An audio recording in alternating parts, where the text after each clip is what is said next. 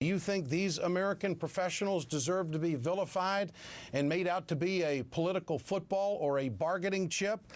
Can we give them some respect? No, not in the eyes of Christie.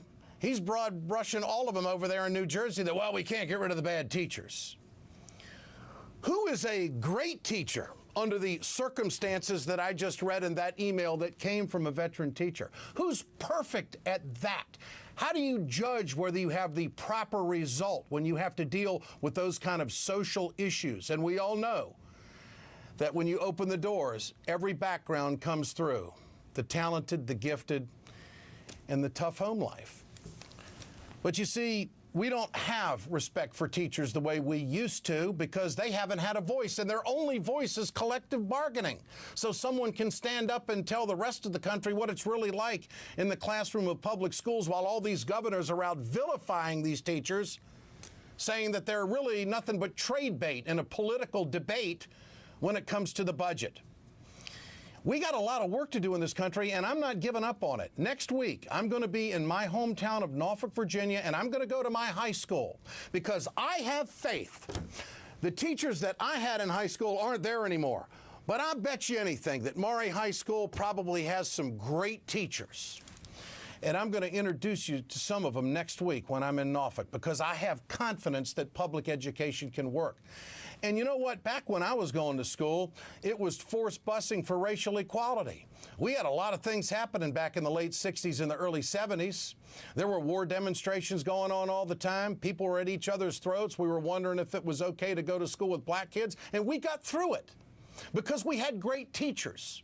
We supported education back then, but you see, over the decades, things have changed. We've allowed teachers to become this political pawn and trade bait in a budget debate in this country, in each state, and it's wrong.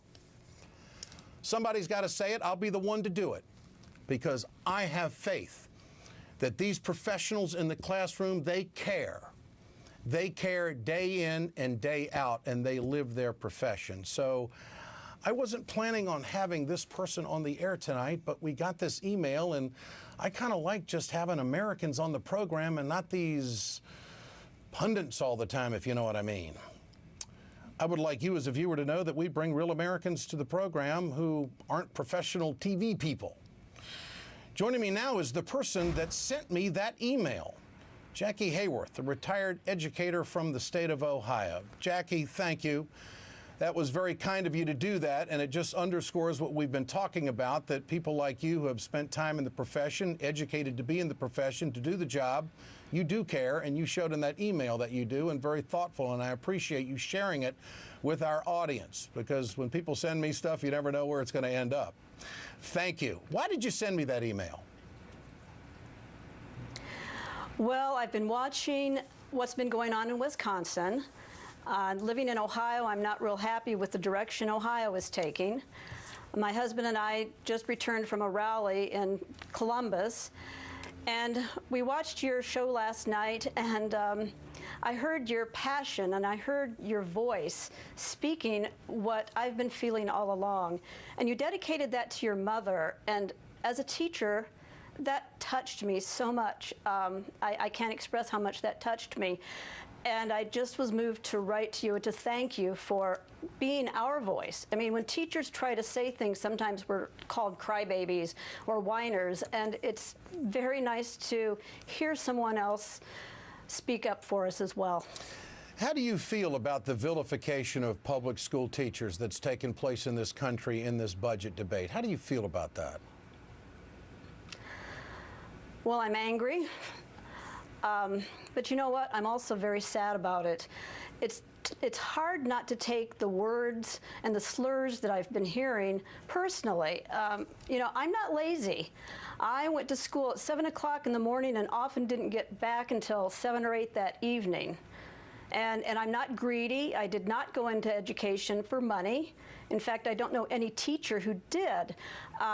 The rewards we had were the light bulb moment when a student finally gets something, or sometimes a note left on a desk at the end of the day where you open it up and it says thanks, or thanks for caring.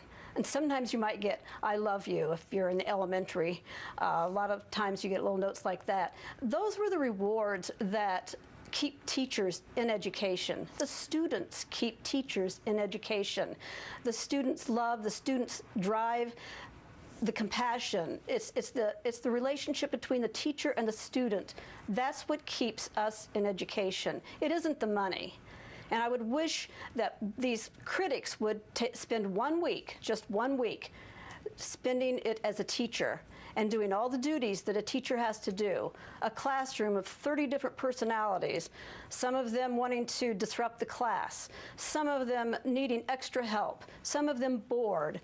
I wish that one of these critics would do that. And maybe during that week, maybe that person might get that light bulb moment from another student and all of a sudden realize, oh, that's what a teacher does.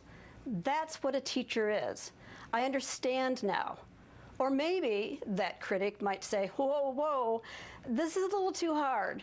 It's too hard. I can't do this. I don't know how anybody can, but I sure do respect this profession a little bit more now. That's what I wish. And Jackie, correct me if I'm wrong, it didn't used to be this way, the attitude towards public teachers, did it? No. No. I started education and I had respect. People would find out I was a teacher, and it was a respectful way of living. They understood that we were there to help and to serve. And it wasn't like we were pitted against each other. I don't like what's happening with the middle class now. It's like we're being pitted against one another. And the governors are doing this, pitting the working class, and it's like divide and conquer. Yep. And when that happens, you know who's going to lose? It's the middle class. Jackie Haworth, thank you for your time tonight. You speak for millions of teachers across America, and your words resonate with so many Americans. Thank you so much for joining us.